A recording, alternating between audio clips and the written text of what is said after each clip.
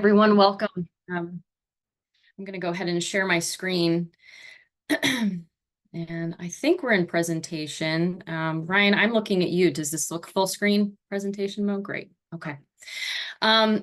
So welcome, everyone. I'm Dr. Liz Tomlin, she, her, hers. I'm a faculty member at the Commonwealth University's at Lock Haven CMHC program. And I am coming to you from the Finger Lakes region in upstate New York.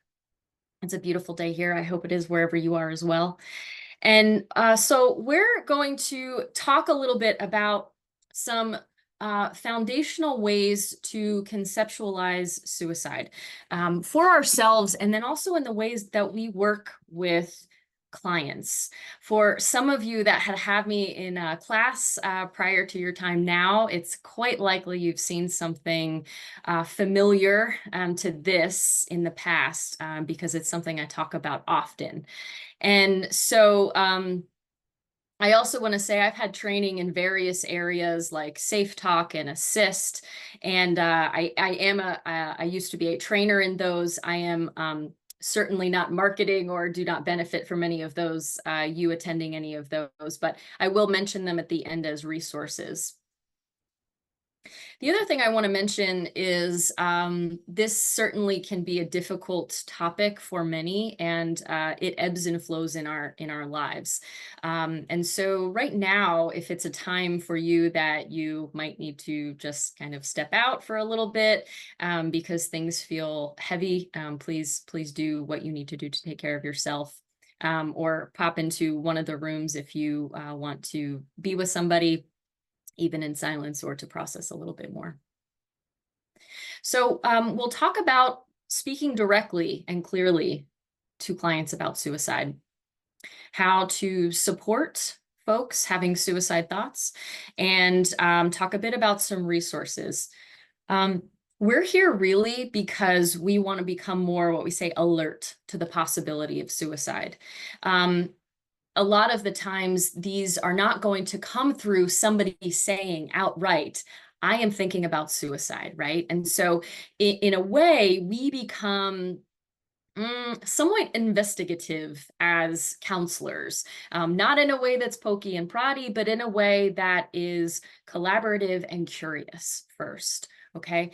And, you know, even those of us in the room who are not counselors, this is a kind of an area that's everyone's business. In studies that we've looked at, counselors are actually not in the top, I don't even think in the top 10 kind of spectrums of people in the world that somebody will talk to about suicide. It's often family, friends, clergy, a bartender. Like, these are people that people come to before they talk to us about it. So it's our job to make it a very non-taboo and validating thing to discuss in our space. I also want to just take a moment and introduce a little bit around language. We know language is so important, and I'll be using some terms. I'll be using suicide a lot. I'll be using it as a noun and a verb. So suicide, someone suicided, suiciding, and eliminating the words such as completed or successful. In addition to what's the word I'm thinking? Committed, right? So these terms have, some of them more than others, sort of pejorative connotations, right? There's judgment that's inlaid in them. And beyond that, they speak to inaccuracy. It doesn't tell us very much, right? So trying to be really specific with our language in addition to trying to remove some of the bias. So I encourage you, and I'm not perfect, the commit suicide slips out of my mouth for sure. It's something that we're all really acculturated into, especially in our field. And so I invite you to think about your own language and right, somebody suicided. So the first thing I want to touch really briefly on is the idea that we do dismiss, and avoid the possibility of suicide. If folks maybe could just throw in the chat, why do you think are some reasons that we might dismiss, or avoid the possibility of suicide. So when we miss it, there might be some invitations that we see and then we don't recognize them. If we dismiss it, it comes up, but we say, I don't think so. And if we avoid it, we might know it's there, but we say, not touching that. Why might we do that? I'm going to take a look at the chat. Yeah, makes us uncomfortable, unsure of what to do, difficult to face. We second guess our guts, denial, fear. Yeah, the taboo, uncomfortable. Absolutely. Absolutely. Yeah, Liesel, and afraid we might give them the idea that's still a belief that's out there in spades, unfortunately. Yes, seeing it as a trend more than anything else, right? We've heard somebody's doing this for attention, right? We've heard that. Exhausted, yeah. And also time. Most of us are going to work in some kind of a spectrum of managed care. And so when we're seeing people back to back and we only have so much time and we have so much bandwidth, we can get tired too. Something else that comes up is sometimes we have these rigid ideas about who suicide pertains to. So I'll give you an example. I once had this was outside the clinical realm, but had a friend who was sort of giving off these cues to me for months. I didn't even think to ask her about if she was having thoughts of suicide. It didn't even occur to me because I had an idea of who she was as my friend and my relationship to her. It didn't even occur to me. And when I finally did ask her, she was like, yeah, nice of you to kind of catch on here. But so those relationships that we have sometimes can get in the way too. We don't think a certain person can be one to have thoughts of suicide. And so I'm going to use sort of this acronym, this model, adapted from a curriculum called Safe Talk. So this TALK acronym talks about tells, ask, listen, and keeping safe. So we'll start first with these tells. So if anybody here has played poker, tells are these things that somebody gives off to indicate whatever's happening for them. They've got a good hand, they've got a crappy hand, whatever. And tells are really sensory. What do you see? What do you hear? What are you sensing from this person in this moment? So an example of this is maybe a person acts differently than they normally would. Maybe they display more anger. Maybe they've been canceling plans with friends. Maybe they've withdrawn more. And bear in mind that when folks might be having thoughts about suicide, it's not just the I'm in a corner and I'm sort of reserved and tucked into myself and quieter or withdrawn or isolated. Sometimes it can be very, very different in presentation. Gosh, I'm thinking back, this was years ago, the Colorado Crisis Line, I think it was, had this amazing sort of marketing schema that they put out. And it was a commercial with a montage of different people doing things like they went into a cell phone store and wiped everything off of the shelves. And somebody else who was in traffic got out of their car and went to another person's car, started banging on it and screaming. And it was these really volatile kind of acts of anger, aggression, frustration, crime in some instances. And the kind of tagline below was, "This is what suicide can look like." And that's so true, right? Because there's this spectrum of what pain is. And oftentimes, again, we might dismiss or miss that because we're saying, no, no, no, this person has an anger issue. Because pain manifests itself, though, in so many different ways. And what tells truly are invitations. Most of us don't get invitations in the mail. I just got one the other day. It was fun. Most of them come electronically now, but what do we do when we get an invitation? Anyone?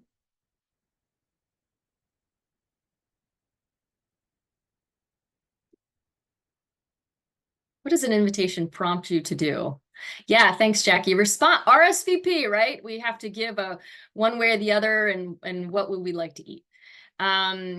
Yes, please, I am coming, and I will take the vegan option. Thank you very much.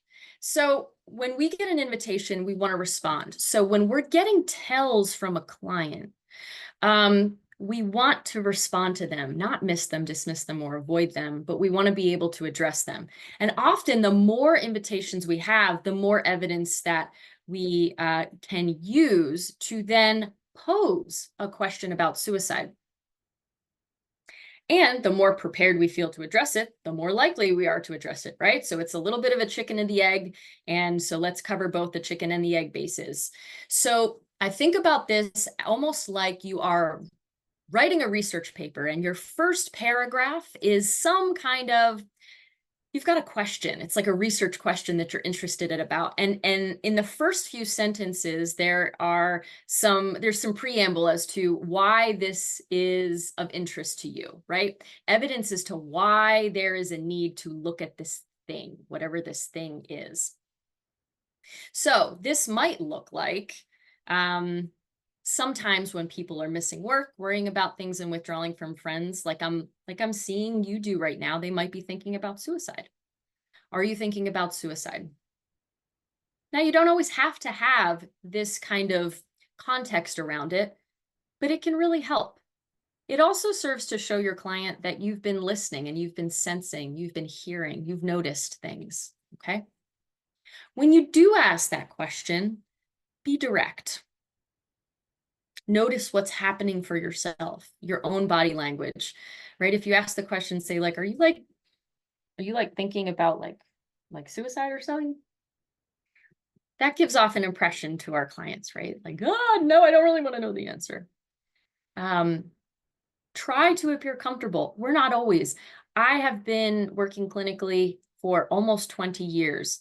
And I still, before I ask that question about suicide with a client, before I broach that, I still have a little dip in my stomach. I don't think I ever won't have that, because it's important, because we know the gravity of this, right? Again, think about couching your language with observation or tells that you're gaining. And often we have to be the ones to broach this, that we don't have clients coming in and be like, hey, what's up? Great to meet you. I'm thinking about suicide. Why do you think we need to be the ones to generally broach this? Not just one answer for that. You can put it in the chat or unmute.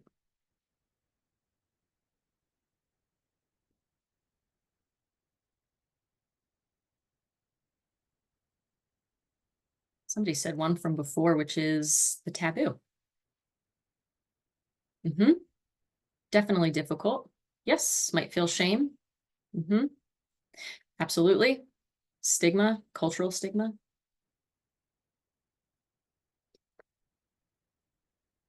Yeah, thank you, Christina. They're testing. Yeah.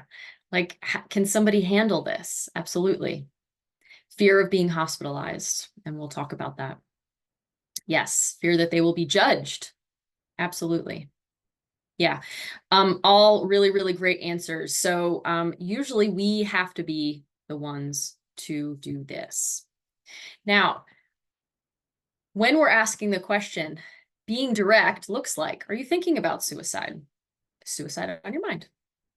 I'm wondering if you're thinking about killing yourself, about ending it all, about suicide. And sometimes even adding some normalization in that. You know, sometimes when people feel this bad, it's not unusual to think, I'd really rather be dead than deal with this. I'd rather not be here than to have to deal with this. Have you thought about that?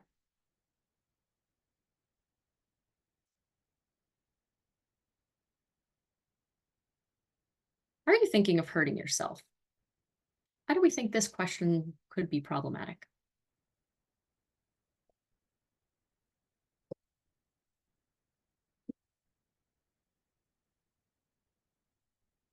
You're like, I didn't really intend to come to a session and really participate like this.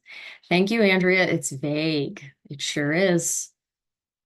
Yep, could absolutely give off that you are uncomfortable.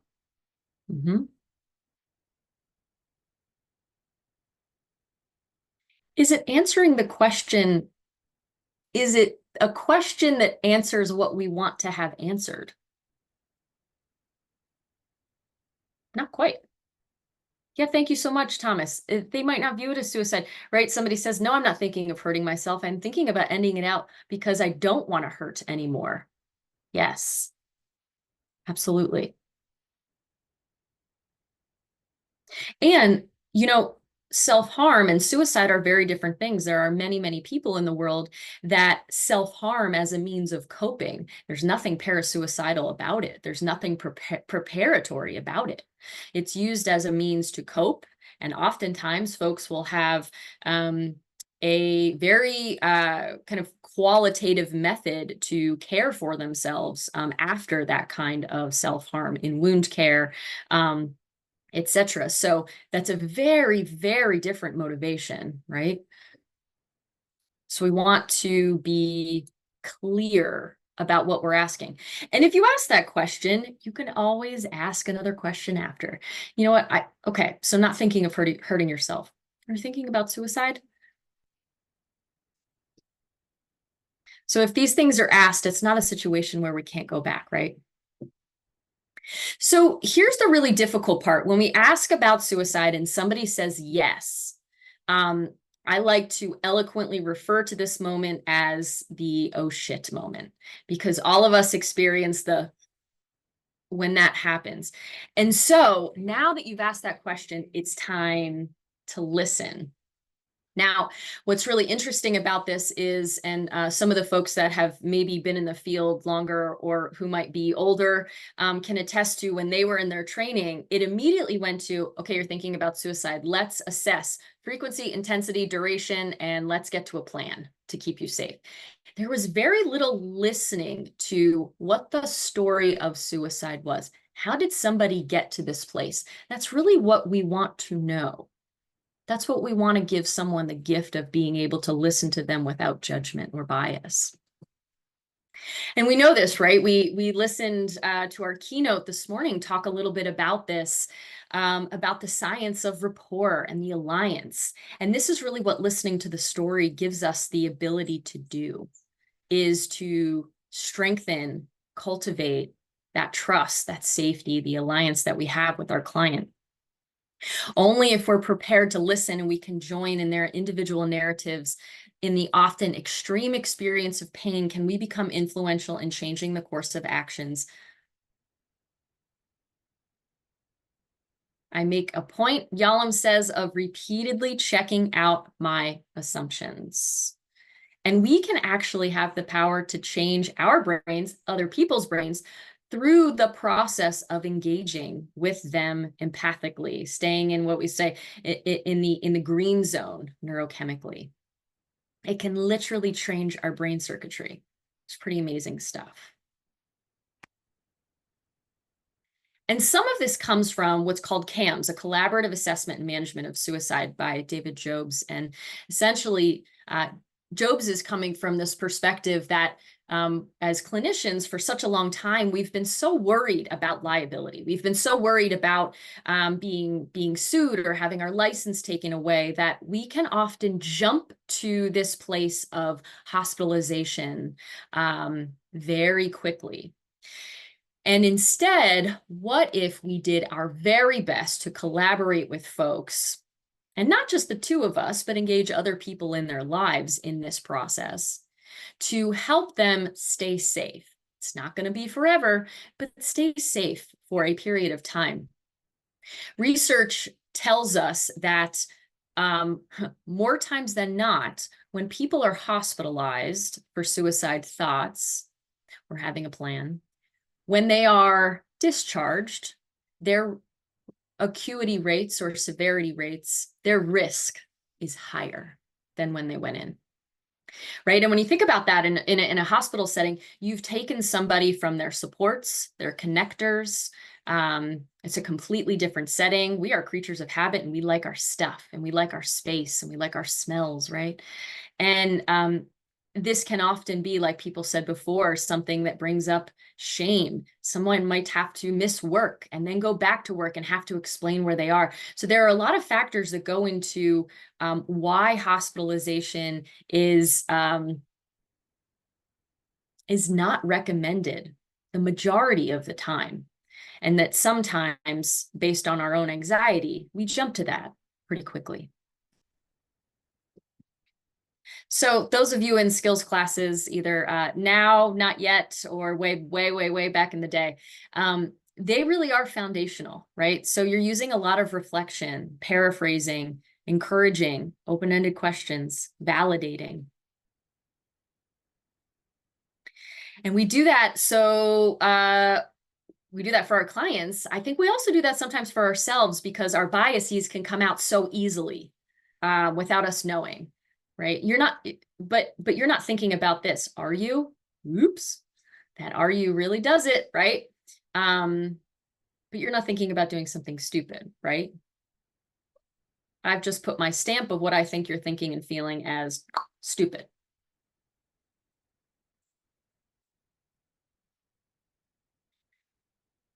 So we want to make sure we're not criticizing, we're not changing. That's the big one. We're not trying to convince anybody to change their mind. No, don't think about dying. Don't think about that as an option. We're not trying to explain it away. That's probably just because you haven't had any sleep. It's probably because you haven't had anything to eat since last night. You're just in the heat of the moment. Not giving advice, not asking those leading questions. Now with secrecy, right, we don't promise secrecy. What we can promise is discretion, a commitment to working alongside them. We can also promise confidentiality in areas that might not pertain to this particular area, if that should ever arise. Right, so if I bring in somebody else and into my plan for safety, are you going to tell them about what my boss did at work the other day? Because I really don't want them to know that. No, absolutely not. And as we're engaging in this really active, loving act, right, of listening, we're tuning in to two really important things. We're doing this little assessment thing that, we do as counselors. And we're also looking for something that might feel a little more woo-woo, but it's not really. It's actually quite clinical, and maybe there's an existential piece to this too. We're looking for the life voice. We're listening for that. So again, it's about being a little bit of an explorer and investigative. So as we're assessing risk, we're thinking about level of guidance, level of support. Scaling questions are really great for that. So yeah, so tell me how much these come up. How bad did they get? How severe? How long did they last? So you're thinking about this. Is there a plan that comes with that? Oh, I don't know. Maybe like taking a bunch of pills. Okay, taking a bunch of pills. You have those pills? No, I don't have them. Thought about how to get your hands on them.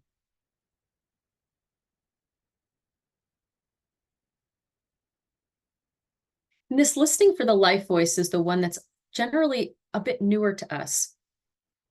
Ambivalence is a life voice, because what ambivalence is somebody saying, I'm not sure. And there are these little words that can really help guide us to linking onto that. It might always be right, and our clients will tell us it's not right. I don't know about yours, but my clients will say, nope, that's not what I was saying. Okay, fine. But there are ways we can test these things out, right?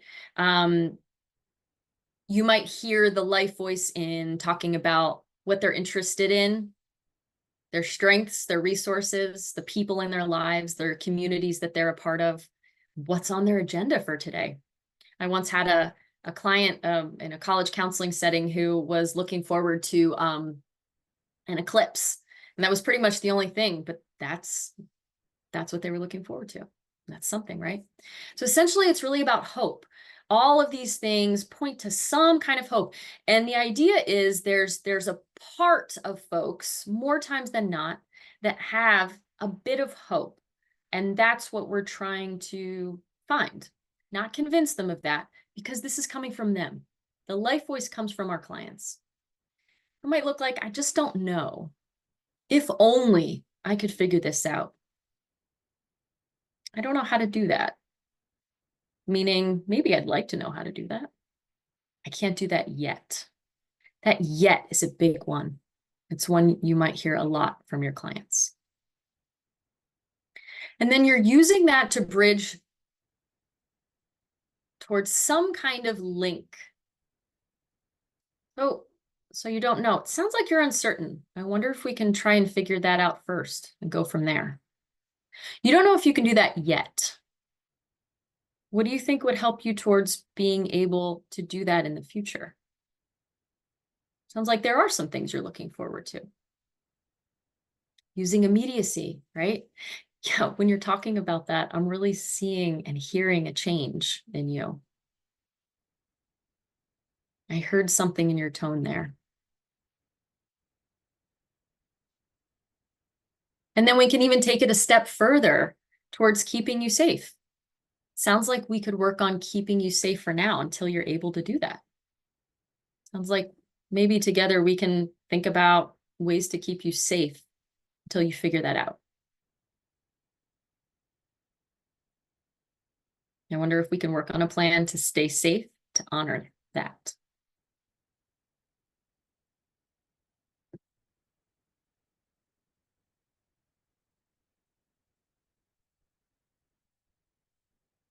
Now, we do, of course, engage in some safety planning. And way back in the day, we used to do things like contracts, suicide contracts. Those are not things that we want to do.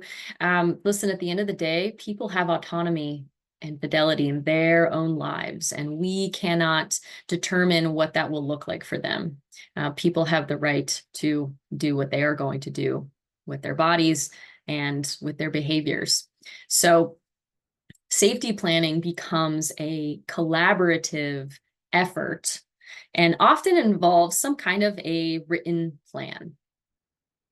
So it involves things that are kind of in the moment and things that are longer standing to help be restorative and preventative practices around recovery. So when I'm thinking about this, I'll take the following steps. Right. So I might do these things we talked about, this type of relaxation technique. If it continues, I'll write in my journal. If the thoughts get specific, I'll call my therapist or I'll call a crisis line. If I feel I cannot control that, I'll go to the emergency room. Flagging the minefield is important because we want to think about what could get in the way. What are the stones that are thrown in the road?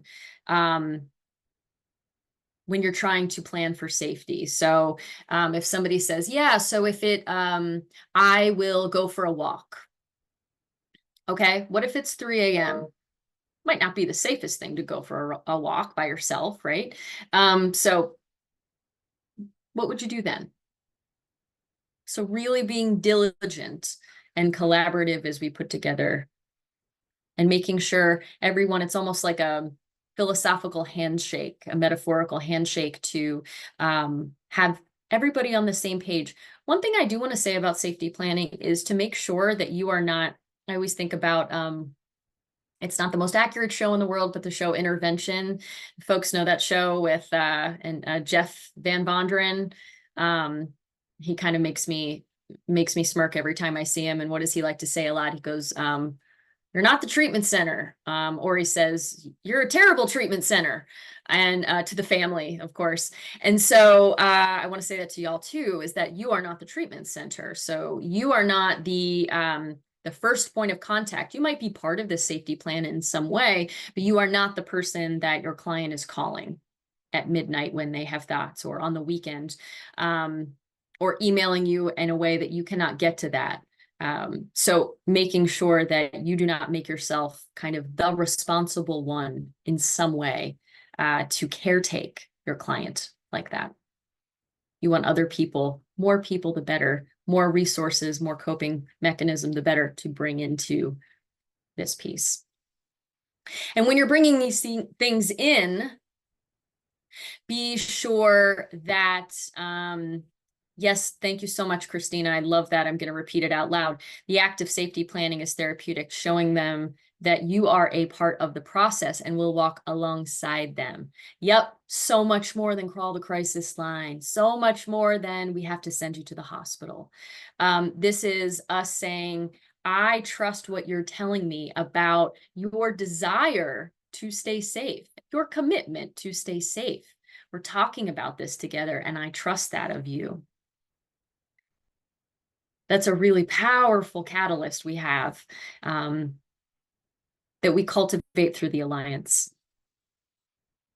So we want our supports and connections for clients to be available, approachable, and able. So like the National Suicide Line, if they don't answer after 3 rings, they are actually fired.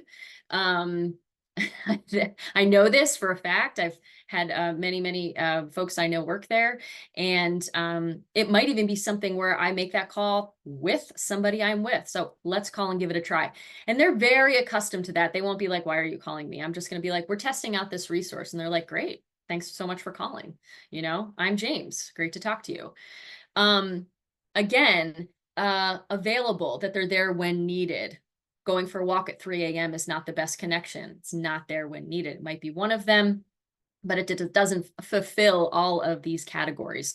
So we want, if possible, that all 3 of these things are present.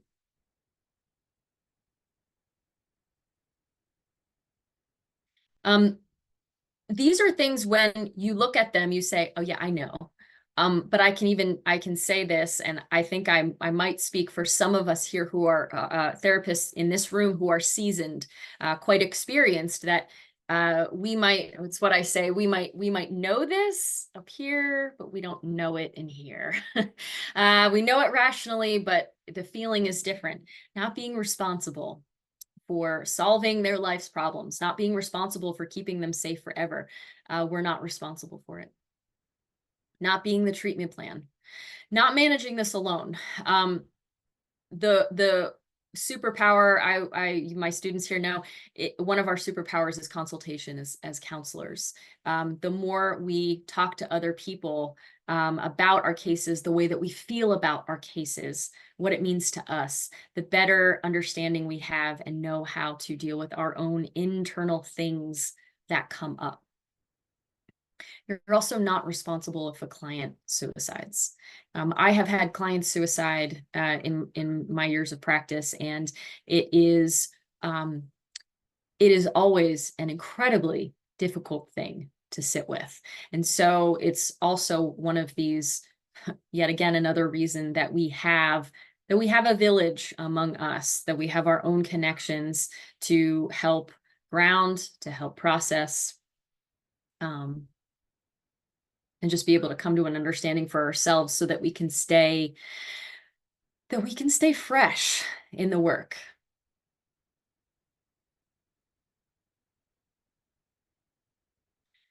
I also want to mention taking threats of suicide seriously. As some of you had said, or we mentioned at the beginning, the top of the hour here, that there's this, somebody's doing this for attention. Well, we can reframe that, I think. Instead of attention seeking, someone's affection seeking. And that might be the only language that they have. That might be the only language that they have to communicate whatever pain it is. So making sure that we take that seriously and doing our due diligence to listen, to assess, to listen for the life voice. Making sure to consult and knowing what that looks like at your setting, because we're talking about all of this now. And if I were in a school setting predominantly, this could look very, very different. Not always in kind of the spirit of what we're doing, but in actual action, right? Because when dealing with minors and being in a school situation, there might be very different protocol as to when we need to bring somebody else into the mix. Yes, absolutely. Yes, seeking permission and safety to talk about it. The percentage of people who think about suicide at some point in their life is quite high. chances are very good that folks in this room, I certainly have, that people in this room have thought about it, will think about it. And again, those are on very varying spectrums of severity, right? Sometimes it's just, oh my God, what would it look like if I wasn't here? What would that look like? Who would miss me? Well, this would be a lot easier if I wasn't here. So if we can look at this almost like maybe a more universal human condition, to question that and to reasonably think about that as, whew, there's something comforting about having an out clause. We can understand that from a place of non-judgment. It really helps us be able to sit in the shit with our clients and not feel like we've got to move them towards this place of lightness, because we want clients to do that first. We want to follow their lead in that. Sometimes, I don't know about you, but sometimes I just need to talk about the crap. I just want to talk about the bad stuff without somebody being like, well, at least you have da da da da, but at least there's still, yeah, I know that. Sometimes I just want to, right? And to have somebody be there and know that I can do that, it's pretty great. You also want to know, wherever you're working, what to do if you get a phone call from somebody who's at risk. There have been times in my career I really would have loved to have something of a blueprint, a template, any kind of guidance on a Saturday when I get a call from an unknown number. I'm like, I'm not sure who this is, but I pick it up and then there's a client saying, you know, I'm at this park and I have these pills and I don't know what to do. Okay. So having some idea of what that protocol and process looks like for where you work. Understanding our own biases and beliefs about suicide. We want to do that with all things we encounter, right?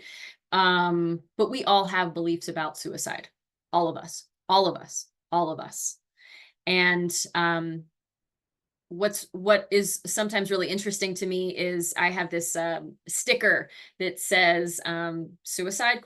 Ellipsis, and it's almost always in airports for whatever reason. And it's on my laptop, and I also have one on my water bottle, and people will just come up to me. And they'll usually come up to me, not quite friendly, I would say, but they'll sort of point or make a face and they'll go, what's that? Why do you have that? And I'll say, oh, thanks for asking. You know, it's because I'm part of a network of clinicians and trainers around bringing awareness to the possibility of suicide and working towards keeping people safe. And they're like, oh. And then there's like an intake of breath.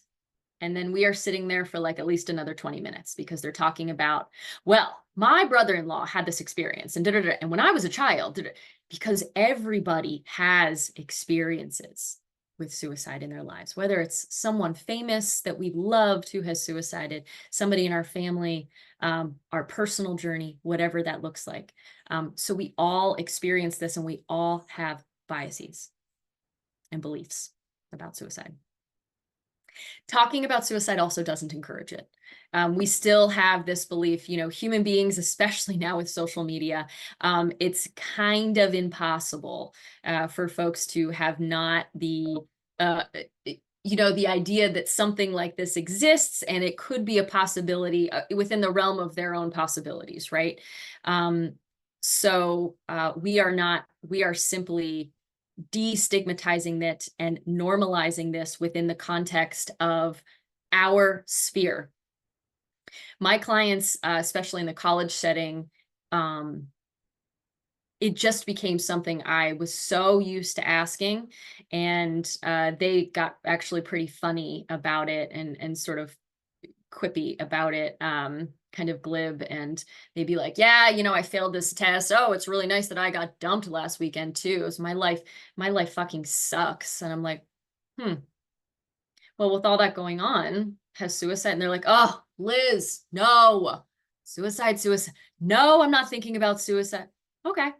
Well, but what does that do?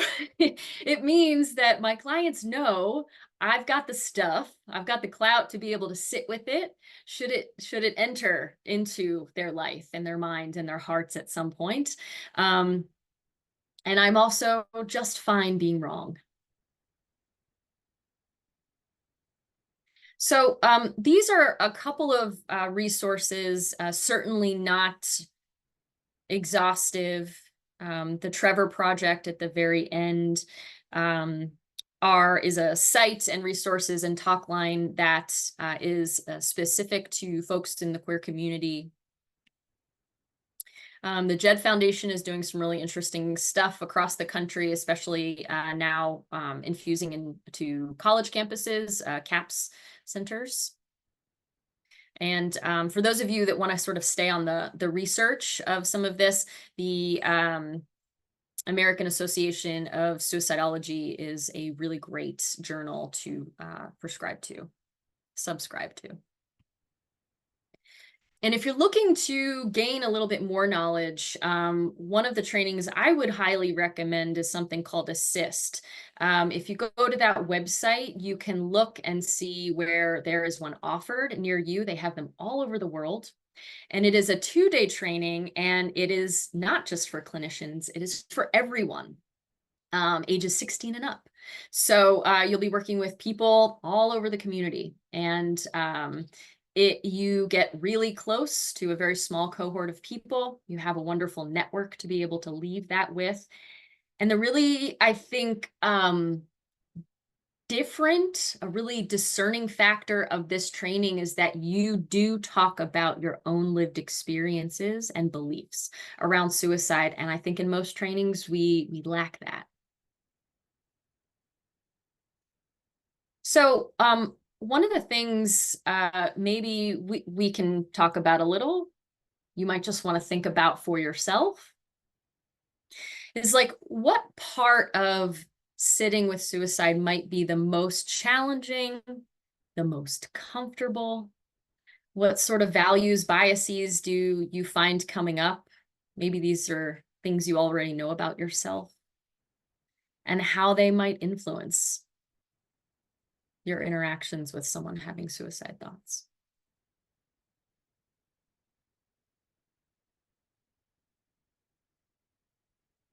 I'm also, just so you have my information or want to take a picture, you're welcome to, but I'll go back to that as well.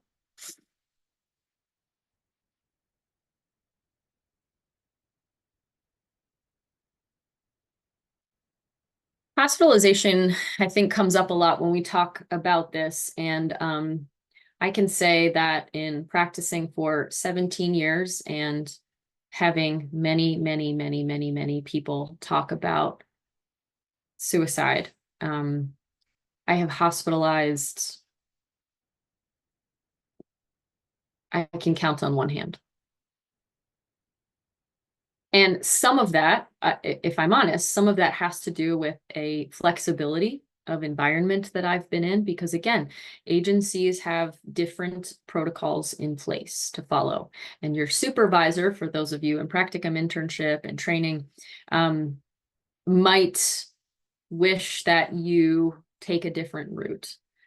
Doesn't mean you can't talk about why that is. It doesn't mean you necessarily have to change the approach with clients, but the outcome is different, certainly.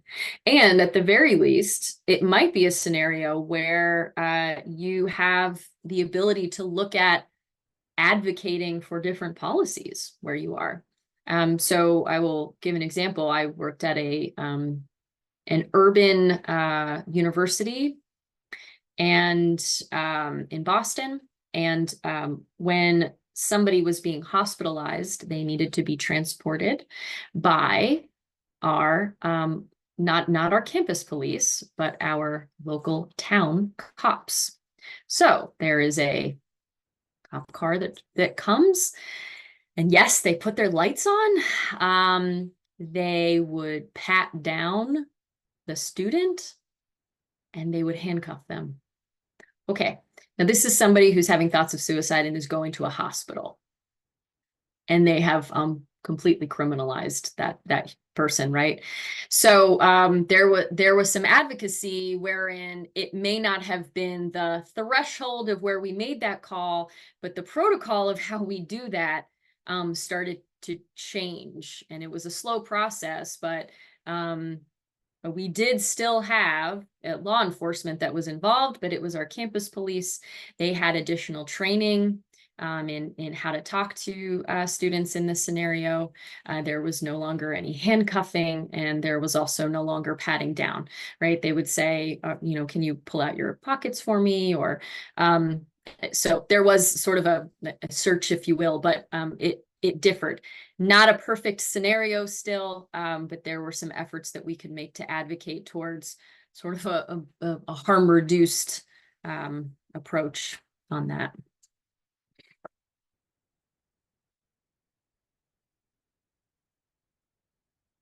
Yeah, absolutely. That's a great point, Ryan. So making sure that there's a sense of what's around you. Knowing that you have kind of a compendium of resources and helpful links, sources, people, connections that you have at your disposal. And reaching out to make those connections with people. When I was living in a rural community, one of the things that I did was reach out to the hospital that we initially would take students to if we hospitalize them, which is in the emergency room. Reach out to them and talk through the process of what that looked like. Okay, so we bring them in. What happens then? Are they made patients? Do they sit in a waiting room? Do they have somebody with them? Do they sit in a locked room by themselves? What does that look like? So because we also, if we do get to that point where somebody says, no, I don't have the confidence that I can feel safe. I do feel like this is really getting to a dangerous level. Okay, then we can talk about hospitalization. And it might not even be involuntary. That's not coming on my end. We can talk about what it looks like for that person to get a higher level of care. But it's, wow, can we imagine so much relief on the part of knowing what is coming? That's a trauma-informed approach that we're using to be able to give accurate information about an already stress-inducing experience.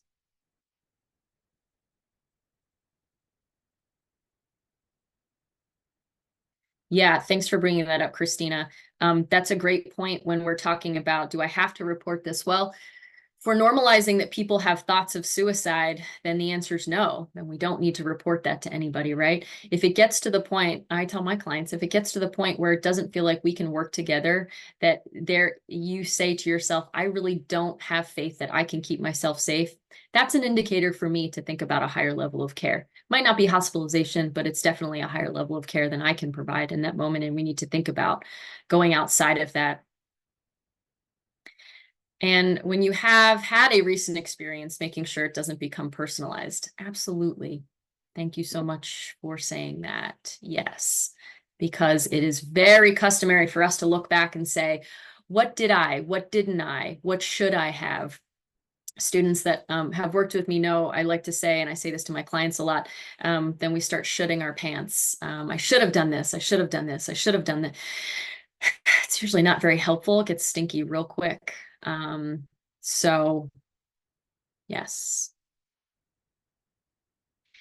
And I think we're more or less at our time. So I'll hang for questions, but I also want to give folks the ability to get to their next one and maybe even grab a drink or a trip to the loo in between. And an extra plug to go forth and take care of yourselves today. I mean, I know we're having this discussion and there's some theoretical pieces to it and all of that, but and some of you are quite experienced and sometimes depending on where we are in our lives, this can still seem quite heavy. And so make sure to give yourself some compassion, self-grace, rejuvenation today. It's already nice that we get that with a beautiful conference on a Friday. And I'm going to stop my share.